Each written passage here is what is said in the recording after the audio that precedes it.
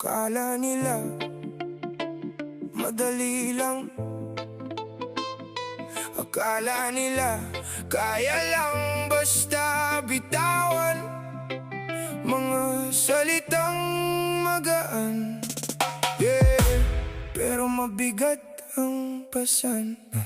Anong sabi nyo, daanan mo lang? Parang kalsadang tuyo ang daan.